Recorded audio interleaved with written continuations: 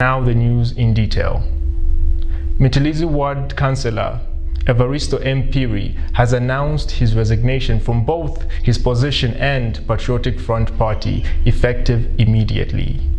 In his resignation letter dated December 26, 2024, Piri cited difficulties as an opposition councillor, including lack of recognition by the civil service and exclusion from developmental programs in the ward. Speaking in an interview with City TV, Mr. Piri expressed hope that a ruling party representative might better serve the people of Mutilizi Ward. Piri also stated personal reasons, including safety and a desire to focus his efforts on family and personal life as additional motivations for his decision. The resignation letter has been addressed to the Nyimba Town Council and copied to the Electoral Commission of Zambia and other relevant authorities. Yes, it's valid. I've resigned as area councillor for Mutilizi Ward. Okay. Of Nyimba constituency and district of Western Province. And also resigned as a Patriotic Front Party member. Right. Yeah. So my follow-up questions are, so with the reason that you give, you say that it has been difficult as an opposition councillor to be recognized by the council. In what ways have the council not recognized you, sir? It's not only the council, it's the civil service in general. Like, for example, there is a community development and social services, right? Yes.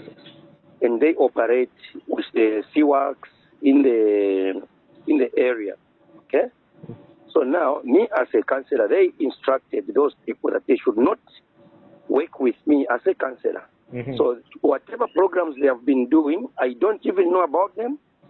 They have just been doing things that also, afterwards, I could only receive complaints from the community. Right. When I tried to engage them, one the reasons why they can't work with me, they could only tell me to say they don't work with politicians. Now, how do you implement government? Because the civil service is there to implement the government policies meant for the benefit of the people. Right. And me as a civic leader who was elected to represent them, protect them, and defend them is being excluded where you don't even know what happens. Then it becomes a challenge. Okay. And the advantage they take, I'm an opposition councillor. I come to maybe another DMMU, okay? The DMMU, where we have poverty, we have hunger this time around. Now, they can't work with me because we have got those what we call DMMU satellite committees. They can't engage me as a councillor, okay? Even whatever is happening there, they can't. But when problems arise there, people complain to me. I'll give you maybe those two examples. Will give you at least a picture on what has led me to do that. And you know, as a leader, where you see, because like for example, the social cash transfer. You find that how the registration is done, people I think complaints you have heard them elsewhere, where only individuals will be written, maybe family members, blah blah blah blah. But when the rest of the people starts complaining to me, it becomes difficult even to engage them because they can't even say we can work together. Okay. So now at the end of the day, like I'll give you an example. Recently we had the issue of maize, FRI maize. I think it was on the media. I posted something there, where the government price is 3,000 kwacha, 330 kwacha per bag. And the government decentralized the buying of maize from the central part into the rural satellite depots, where my ward, where I was the councillor there. So now, when maize goes there, they remove the C-Works committees and the DMM satellite committees. And then people are employed who doesn't even come from that area. As a seller, and two other guys as security guards. Now, instead of selling 330 kwacha, they sell 340 kwacha. When I question them to say, why are you selling 340? Then they answer me to say, 10 kwacha is for transport to do what? To take cash to the bank, to go and deposit the money. Let me give you an example. For example, the minimum bags I've received so far, maybe the minimum would be 600 bags. Now, 600 bags times 10 kwacha difference. It comes to how much? 6,000 kwacha. Right. Okay?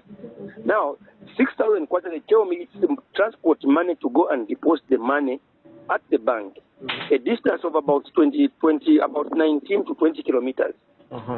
Now, my questions are two. Number one, the price is too exaggerated because even if it's to transport money, and the maize, that 600 bags of maize I'm talking about, finishes the same day. Less than 3 hours, 4 hours, the maize is finished. Now, how do you charge a distance of 6,000 kwacha just to go at the bank on a distance of about 20 kilometers?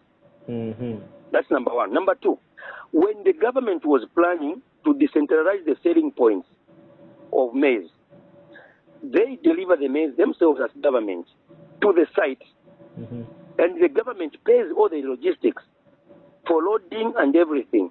Now, how did they forget to plan that when they sell, the money needs to go to be deposited at the bank?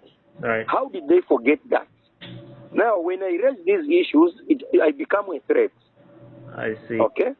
So now, instead of the people being exploited, and they tell me to say you are an opposition councillor, I would not be able to put my people. And this time around, you can see that the UPND government has implemented the decentralization policy. That has brought money at our doorstep, at district level. And there are so many programs that are happening. Okay? Now, if my people there cannot have those privileges or cannot benefit to this while I hold to the seat, it doesn't add up. It doesn't make sense. Because I was elected to represent my people, to protect them and defend them. So now, at the end of the day, in summary, I would rather resign and allow for someone to come in. Maybe that person may be recognized.